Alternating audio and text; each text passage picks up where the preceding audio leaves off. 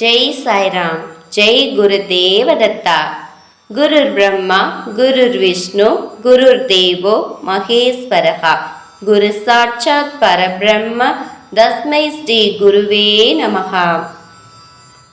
அக்கல்கோட் ஸ்ரீ சுவாமி சமர்த்த லீலாமிருதம். அத்தியாயம் 4. ஆதி குரு தத்தாத்ரேயர். குரு தத்தாத்ரேயர் அத்ரி மகரிஷி மற்றும் அனுசுயா தேவியின் மகன். அத்திரி மகரிஷி பிரம்மாவிடமிருந்து பிறந்தவர். அவர் பல வருடங்கள் தவம் புரிந்து பிரம்ம ஞானம் அடைந்தார். அவர் கர்தம முனிவரின் மகளான அனுசுயாவை மணந்து கொண்டார். அனுசுயா அவளின் பெயருடைய பொருளுக்கேற்ப அனுசியை, அதாவது பொறாமை இல்லாதவளாக விளங்கினாள். அவளுக்கு யார் மீதும் வன்மம் கிடையாது. மாறாக அனைத்து உயிரினங்களின் மீதும் அபரிமிதமான அன்பு மட்டுமே கொண்டிருந்தாள். அவள் ஒரு பதிவிரதை, தன் கணவரை தெய்வமாக மதிப்பவள். அவள் பதிவிரதைகளில் கணவர் மீது மிகுந்த பக்தி நிறைந்தவர்கள் மிகவும் சிறந்தவளாக கருதப்படுகிறாள். அவளுடைய பெருமை உலகங்களிலும் பரவியிருந்தது. அனுசியின் புகழை கண்ட சொர்க்கத்தின் அதிபதியான இந்திரனுக்கு அவளுடைய சக்திகள் அனைத்தும் சூரியனின் பளபளப்புக்கு முன்னர் எரியும் விளக்கின் வெளிச்சம் இருப்பது போல இருந்தது. அவன் மும்மூர்த்திகளான பிரம்மா, விஷ்ணு மற்றும் சிவனை அணுகி வளர்ந்து கொண்டே வரும் அனுசியின் பதிவிரதா தத்துவத்திற்கு எப்படியாவது களங்கம் ஏற்படுத்துமாறு கேட்டுக்கொண்டான். அதற்கு அவர்கள் சம்மதித்தனர். அவர்கள் மூவரும் தங்களை முனிவர்களாக மாற்றிக்கொண்டு அத்திரி மகரிஷி வசிக்கும் குடிலுக்கு சென்று பிக்சை கேட்டனர். அச்சமயத்தில் அத்திரி முனிவர் தன் நித்திய அனுஷ்டானங்கள் செய்வதற்காக ஆற்றங்கரைக்கு சென்றிருந்தார். அனுசுயா வெளியே வந்து அம்மூவரையும் வரவேற்றாள். அவர்கள் மூவரும் ஒரு வினோதமான நிபந்தனை விடுத்தனர். அவள் சமைத்த உணவை பரிமாறும் போது ஆடைகள் இல்லாமல் பரிமாற வேண்டும் என்றனர். இது என்ன சங்கடமான நிலைமை என்று அனுசுயா யோசித்தாள். அதிதிகள், அதாவது விருந்தாளிகள் கடவுளின் அம்சமாயிற்றே, அவர்களை திருப்திப்படுத்தியாக வேண்டும் என்கின்ற காரணத்தால் அதற்கு சம்மதித்தாள். உடனே அவளுடைய மனதில் ஒரு எண்ணம் உதித்தது. வந்திருக்கும் அதிதிகள் குழந்தைகளாக இருந்தால் அவள் அவர்களுக்கு தாய். அப்படியென்றால் அவர்களுக்கு அவள் ஆடையின்றி உணவளிக்கலாம். தூய பதிவிரதைகளின் எண்ணம் உடனடியாக உண்மையாகிவிடும் என்பதால் அவர்கள் மூவரும் குழந்தைகளாக மாறினர். அவள் அம்மூவருக்கும் தாய் பாசத்துடன் உணவளித்தாள். அப்போது தன் அனுஷ்டானங்களை முடித்து திரும்பிய அத்திரி மகரிஷி 3 குழந்தைகளை அனுசுயா தாலாட்டிக் கொண்டிருப்பதை பார்த்தவுடன் அவருக்கு ஆச்சரியமாக இருந்தது.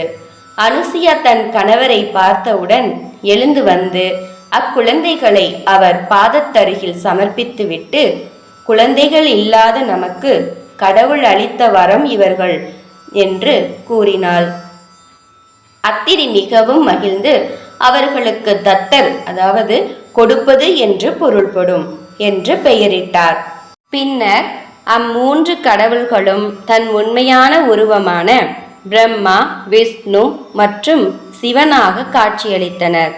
அனுசுயாவின் போற்றத்தக்க பதிவிரத தத்துவம் எப்படியெல்லாம் இம்மூவரின் சக்திகளையும் ஸ்தம்பனம் செய்கிறது என்னும் உண்மையை விவரித்தனர். பிரம்மா சந்திரனாகவும், சிவன் துர்வாசகராகவும், விஷ்ணு தத்தாத்ரேயராகவும் ஆனார்கள். முனிவர் தம்பதி இவர்கள் மூவரும் தங்களுடைய மகன்களாகவே தொடர்ந்து இருக்க வேண்டும் என்று வேண்டிக் கொண்டனர். அவர்களும் சம்மதித்தனர். 3 கடவுள்களும் ஒரே உடலுக்குள் ஐக்கியமானார்கள். ஆனால் அந்த உடல் 6 கரங்களும் 3 தலைகளும் கொண்டிருந்தது. இந்த முறையில்தான் ஸ்ரீ தத்தாத்ரேயர் இந்த பூமியில் அவதரித்து இப்போதும் தத்தகுரு என்கின்ற பெயருடன் நிலைத்திருக்கிறார். ஸ்ரீ தத்தாத்ரேயருக்கு அத்திமரத்தின் கீழ் வசிப்பது என்றால் மிகவும் பிடிக்கும். அவர் ஜடாமுடியுடன் காணப்படுவார். தன் 6 கரங்களில் ஒவ்வொன்றிலும் திரிசூலம், உடுக்கை, சங்கு, சுதர்சன சக்கரம், பிச்சை பாத்திரம் மற்றும் ஜபமாலை ஆகியவற்றை வைத்திருப்பார்.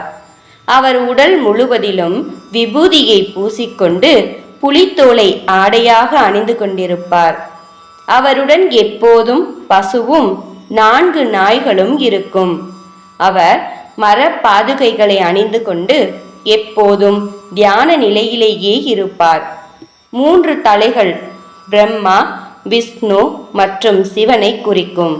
பசு பூமி தாயையும், 4 நாய்கள் 4 வேதங்களான ரிக், யசூர், சாம மற்றும் அதர்வன வேதங்களையும், தர்மத்தை உள்ளடக்கிய அழியாத 4 நூல்களை குறிக்கிறது.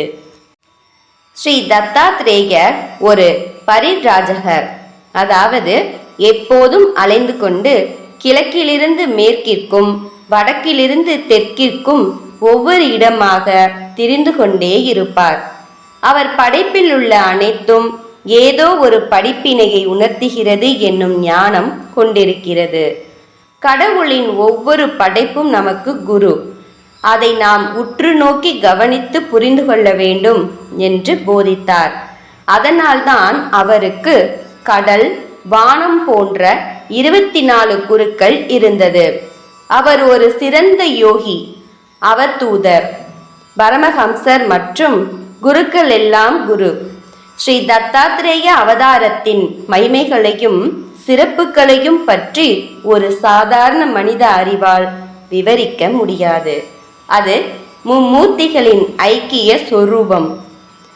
ஜெய ஜெய ஸ்ரீ சுவாமி சமர். ஜெய் சாய்ராம். ஜெய் குரு தேவதத்தா.